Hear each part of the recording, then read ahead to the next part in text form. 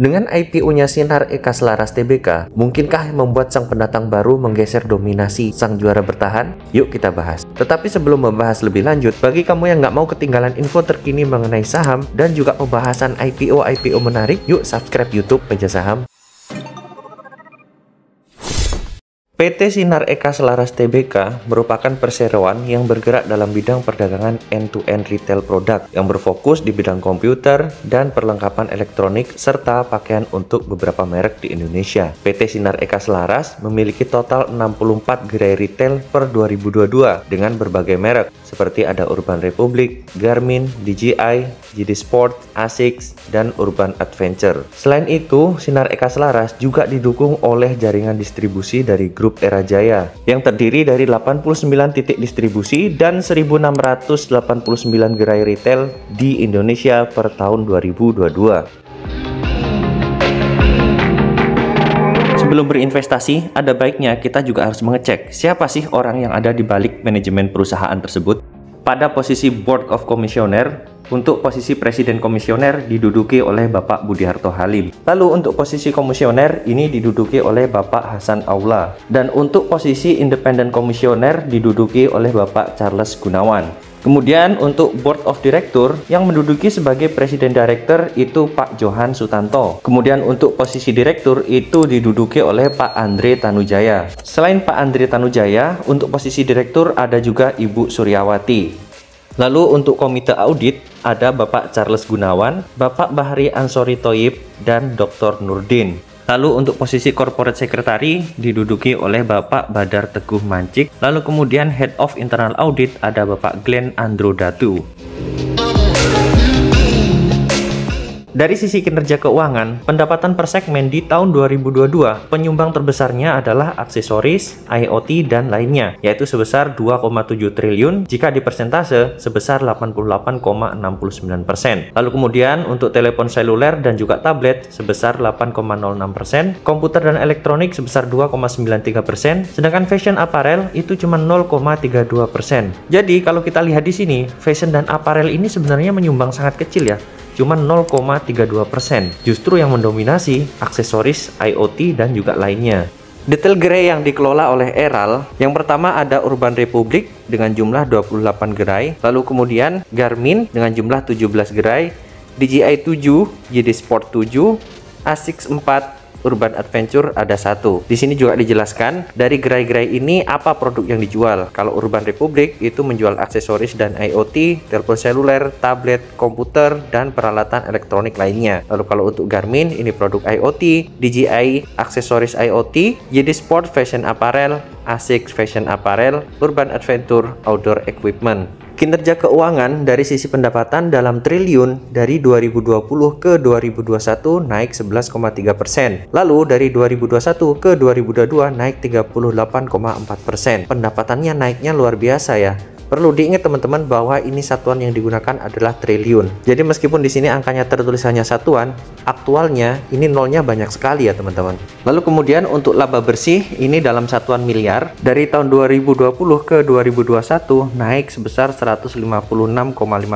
Lalu di 2021 ke 2022 naik 1,8%. Terus meningkat ya dari tahun 2020, 2021 ke 2022. Dan yang paling luar biasa adalah kenaikan dari 2020 ke 2021. Meskipun di 2021 ke 2022 peningkatannya cuma 1,8%.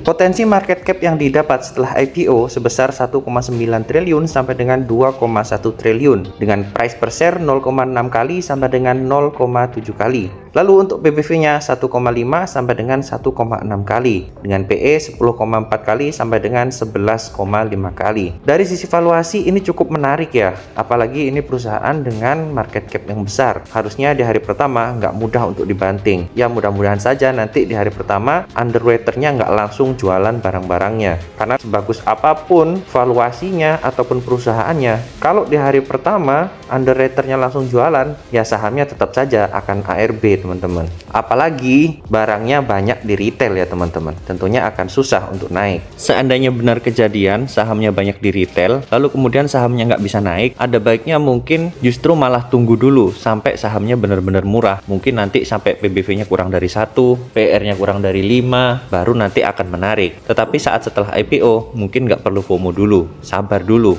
Karena salah satu hal yang harus kita kuasai sebagai trader maupun investor adalah bersabar. Bahkan kalau ingin jadi investor seperti Pak LKH, harus bisa bersabar cukup panjang teman-teman.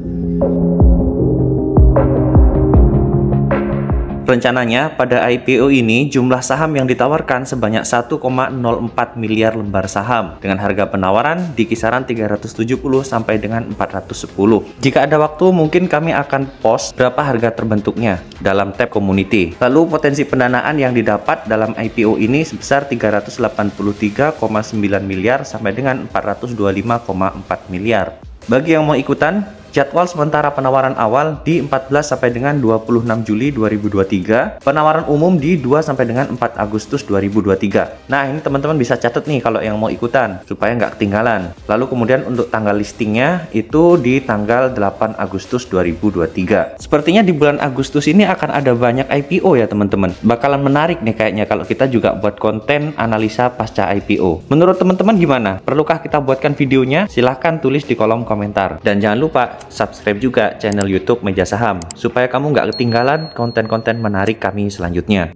Alokasi dana hasil IPO sebesar 37% digunakan untuk pemberian pinjaman kepada entitas anak, yaitu sekitar 93% untuk PT Mitra Internasional Indonesia. Yang kedua sekitar 7% untuk PT Era Aktif Indonesia. Lalu kemudian 13,75% untuk penyertaan modal kepada entitas anak, yaitu sekitar 35% untuk PT Era Gaya Indonesia. Lalu sekitar 65% untuk PT Master Selam Nusantara. Dan 49,25% lainnya untuk modal kerja perseroan. Ini alokasi untuk modal kerjanya cukup besar ya teman-teman, sebesar 49,25%, mendekati 50%. Jadi bisa dibilang hampir setengahnya itu digunakan untuk modal kerja. Ya mudah-mudahan ini benar-benar digunakan untuk modal kerja ya, sehingga bisa menunjang kinerja dari perusahaan, bukan digunakan untuk yang lain. Pada IPO ini dikawal oleh dua sekuritas joinan antara Mirae Asset Sekuritas dan juga BNI Sekuritas. Untuk Mirae Asset Sekuritas kodenya YP, sedangkan untuk BNI Sekuritas kodenya NI. Jadi teman-teman nanti saat IPO perhatikan bagaimana pola transaksi dari YP dan juga NI. Tapi teman-teman perlu ingat juga jangan hanya lihat dari dua kode broker tersebut ya. Lihat juga bagaimana transaksi dari broker-broker yang lain. Bagi kamu yang hanya mau beli saham-saham syariah, kemungkinan saham ini masuk ke kategori syariah ya. Tetapi untuk kepastiannya, teman-teman tunggu saja nanti keputusan dari OJK dan juga DSN MUI. Untuk kesimpulannya, perusahaan ini merupakan perusahaan retail anak usaha dari Era Jaya Swasembada. Yang kedua, secara kinerja keuangan, perusahaan ini cukup baik ya teman-teman. Karena kita bisa lihat dari tahun ke tahun, dari sisi pendapatan dan juga pendapatan bersihnya itu selalu meningkat. Kesimpulan yang ketiga, valuasinya cukup wajar, dimana bisa kita lihat price per share-nya itu 0,6 dan juga untuk PBV-nya 1,5. Meskipun untuk PER-nya bisa kita bilang cukup premium ya. Tetapi ya nggak terlalu premium yang sampai ratusan kali ya teman-teman. Masih berada di sekitaran 10 sampai dengan 11 kali. Sayangnya hampir 50% uang yang didapatkan dari IPO digunakan untuk modal kerja. Ya mudah-mudahan ini benar-benar digunakan untuk modal kerja ya teman-teman, bukan digunakan untuk kepentingan lain. Sehingga kita sebagai investor tidak bisa merasakan keuntungan dari uang yang sudah ditanamkan. Jadi gimana nih teman-teman? Apakah kamu pendukung pendatang baru sebagai penantang juara bertahan? Atau kamu justru skip dulu? Silahkan tulis opini kamu di kolom komentar. Jika kamu suka dengan kontennya, silahkan di like. Jika kamu tidak mau ketinggalan dengan konten-konten kami berikutnya, yuk di subscribe dulu. Dan supaya kami lebih bersemangat untuk buat konten-konten selanjutnya.